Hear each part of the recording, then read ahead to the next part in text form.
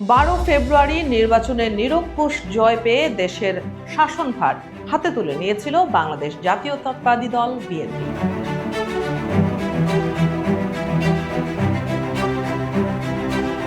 তৎকালীন ভঙ্গুর রাজনৈতিক পরিস্থিতি আর অন্তর্বর্তী সরকারের রেখে যাওয়া নাজুক আইনশৃঙ্খলা পরিস্থিতির পটভূমিতে 17 ফেব্রুয়ারি তারেক রহমানের নেতৃত্বে গঠিত হয় নতুন মন্ত্রিসভা।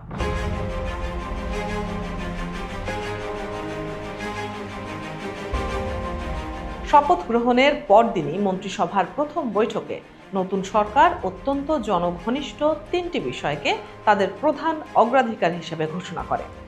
দ্রব্যমূল্য নিয়ন্ত্রণ, আইনশৃঙ্খলা পরিস্থিতির দৃশ্যমান উন্নতি এবং বিদ্যুৎ ও জ্বালানি সরবরাহ স্বাভাবিক রাখাই ছিল এই অগ্রাধিকারের মূল ভিত্তি। দেখতে দেখতে পার হয়ে গেছে 3টি মাস। রাষ্ট্রবিজ্ঞানের ভাষায় যে কোনো নতুন সরকারের প্রথম 100 দিনকে ধরা হয় মধুচন্দ্রিমা বা হানিমুন পিরিয়ড হিসেবে, যা এখন একেবারে শেষের পথে। জনগণের মনে এখন একটাই বড় প্রশ্ন, নতুন তকমা মুছে যাওয়ার এই সন্ধিক্ষণে দাঁড়িয়ে সরকারের সেই 3 অগ্রাধিকার বাস্তবায়নে আদতে কতটা দৃশ্যমান অগ্রগতি হয়েছে।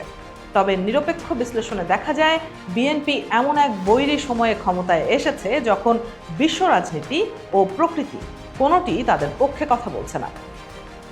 সরকার গঠনের মাত্র 2 সপ্তাহের মাথায় মধ্যপ্রাচ্যে ইরান, যুক্তরাষ্ট্র ও ইসরায়েলের মধ্যে শুরু হওয়া পাল্টাপাল্টি হামলা এক অভাবনীয় বৈশ্বিক সংকট তৈরি করে। দীর্ঘ 40 দিন পর যুদ্ধবিরতি এলেও হরমুজ প্রণালী ঘিরে চলমান অচলাবস্থা ও আন্তর্জাতিক অবরোধের কারণে বিশ্ববাজারে জ্বালানি তেল এবং এলএনজির দাম কমেনি।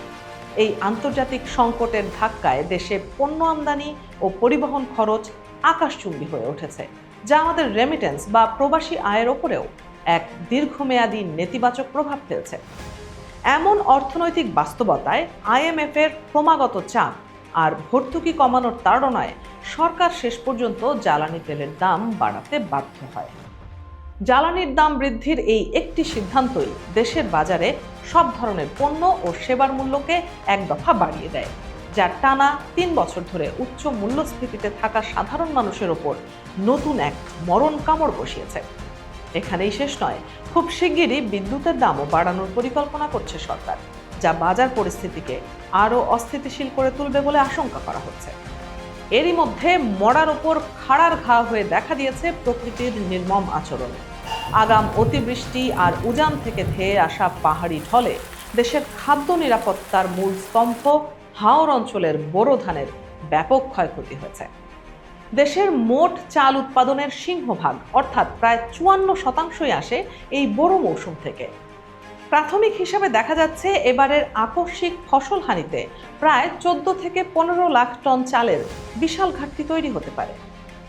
ভরা মৌসুমেও যেখানে চালের দাম কেজিতে 1 থেকে 3 টাকা বেড়ে গেছে, সেখানে আমনের ফলন আশানুরূপ না হলে বা জরুরি ভিত্তিতে চাল আমদানি করা না হলে পরিস্থিতি ভয়াবহ রূপ নিতে পারে।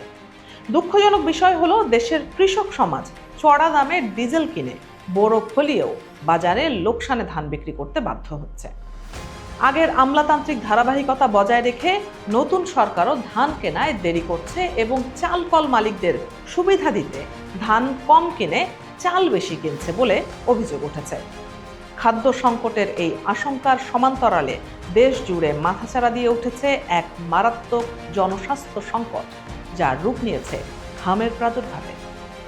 বিগত আওয়ামী লীগ সরকারের আমলে কোভিডের কারণে নিয়মিত টিকাদান ব্যাহত হওয়া এবং অন্তর্বর্তী সরকারের সময় টিকা কেনার ভুল পদ্ধতির কারণে দেশের সরবরাহ ব্যবস্থা ভেঙে পড়েছিল। ফলে দেশ থেকে প্রায় নির্মূল হয়ে যাওয়া হামের আক্রমণে সরকারি হিসেবেই এ পর্যন্ত প্রায় 500টি শিশুর করুণ মৃত্যু হয়েছে, যদিও বেসরকারি মতে এই সংখ্যা আরও অনেক বেশি। ইতিমধ্যেই হামে আক্রান্ত শিশুর সংখ্যা 50,000 ছাড়িয়ে গেছে, যাদের একটি বড় অংশ দীর্ঘমেয়াদী নিউমোনিয়া, ডায়রিয়া ও মারাত্মক স্নায়বিক জটিলতার ঝুঁকিতে পড়েছে। জনস্বাস্থ্য বিশেষজ্ঞরা শুরু থেকেই দেশে স্বাস্থ্যগত জরুরি অবস্থা ঘোষণার পরামর্শ দিলেও সরকার তাতে কর্ণপাত করেনি, যার ফলে উপজেলা ও জেলা হাসপাতালগুলোতে চিকিৎসার চরম অব্যবস্থাপনা ফুটে উঠেছে। আইসিইউ বেডের একটি সিরিয়াল পাওয়ার আগেই অনেক শিশুর জীবন প্রদীপ নিভে যাচ্ছে, আর দরিদ্র মায়েরা সন্তানের চিকিৎসার খরচ জোগাতে গিয়ে জমি বন্ধক রেখে বা কাজ হারিয়ে নিঃস্ব হচ্ছেন। অক্সিজেনের সামান্য সরবরাহ নিশ্চিত করতে পারলে যেখানে অনেক শিশুকে বাঁচানো যেত, সেখানে সরকারের পুরো মনোযোগ ছিল কেবল টিকা ক্যাম্পেইনের দিকে, যা হাসপাতালগুলোর অব্যবস্থাপনাকে আড়াল করে রেখেছে। অন্যদিকে জ্বালানি তেলের কৃত্রিম সংকট এবং বিপিসির সরবরাহ কমিয়ে দেওয়ার কারণে দেশের পাম্পগুলোতে মাইলের পর মাইল দীর্ঘ লাইন তৈরি হতে দেখা গেছে। অথচ দেশ জুড়ে যখন তেলের জন্য হাহাকার, তখন মাটির নিচ থেকে বা খাটের তলা থেকে অবৈধ তেল মজুত উদ্ধারের খবর এসেছে, যা সিন্ডিকেটের পকেট ভারী করেছে। বিদ্যুৎ সাশ্রয়ের নামে গ্রামীণ এলাকায় দৈনিক 8 থেকে 10 ঘন্টা লোডশেডিং করা হলেও রাজধানী ঢাকাকে রাখা হয়েছিল সম্পূর্ণ লোডশেডিং মুক্ত। তীব্র সমালোচনার মুখে সরকার পরবর্তীতে ঢাকায় লোডশেডিংয়ের সিদ্ধান্ত নিলেও এই বৈষম্যমূলক নীতি গ্রামীণ জনজীবনকে বিপর্যস্ত করে তুলেছে।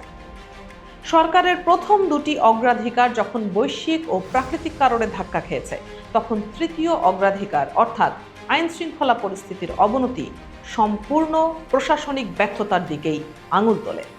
অন্তর্বর্তী সরকারের আমলে যে নৃশংস হত্যাকাণ্ড, নারী নির্যাতন, মব জাস্টিস বা গণপিটুনি এবং টার্গেট কিলিংয়ের সংস্কৃতি শুরু হয়েছিল, তা নিয়ন্ত্রণে নতুন সরকারও পুরোপুরি ব্যর্থ হয়েছে। মানবাধিকার সংস্কৃতি ফাউন্ডেশনের সাম্প্রতিক তথ্য অনুযায়ী কেবল এপ্রিল মাসেই দেশে 49টি মব ভায়োলেন্স বা অনাকাঙ্ক্ষিত জটলার ঘটনায় 21 জন নিরীহ মানুষের প্রাণ গেছে। এই মব সংস্কৃতির নির্মম শিকার হচ্ছেন দেশের পীর, ফকির ও বাউল সম্প্রদায়, যার ধারাবাহিকতায় কুষ্টিয়ার দৌলতপুরে এক দরগায় হামলা চালিয়ে এক পীরকে নির্মমভাবে হত্যা করা হয়। সম্প্রতি গভীর রাতে রাজধানীর মিরপুরে অবস্থিত ঐতিহাসিক শাহ আলীর মাজারে লাঠিসোঁটা নিয়ে একদল দুর্বৃত্তের বর্বরোচিত হামলা নতুন করে চাঞ্চল্য তৈরি করেছে। নারী পুরুষ নির্বিশেষে মাজারের সাধারণ ভক্তদের পিটিয়ে আহত করার এই ঘটনায় সরাসরি জামায়াতে ইসলামীর নেতাকর্মীদের জড়িত থাকার অভিযোগ উঠেছে। যদিও স্থানীয় জামায়াত দলীয় সংসদ সদস্য এই অভিযোগ সম্পূর্ণ অস্বীকার করেছেন, তবে পুলিশ প্রাথমিকভাবে আটককৃতদের জামায়াত কর্মী হিসেবেই সন্দেহ করছে। মধুচন্দ্রিমার এই শেষ লগ্নে এসে দেশের আপামর জনতা তাই এখন কেবল আশ্বাসের বাণী নয়, বরং জ্বালানি, খাদ্য ও জানমালের নিরাপত্তার ক্ষেত্রে সরকারের কাছ থেকে কার্যকর ও দৃশ্যমান পদক্ষেপ আশা করছে।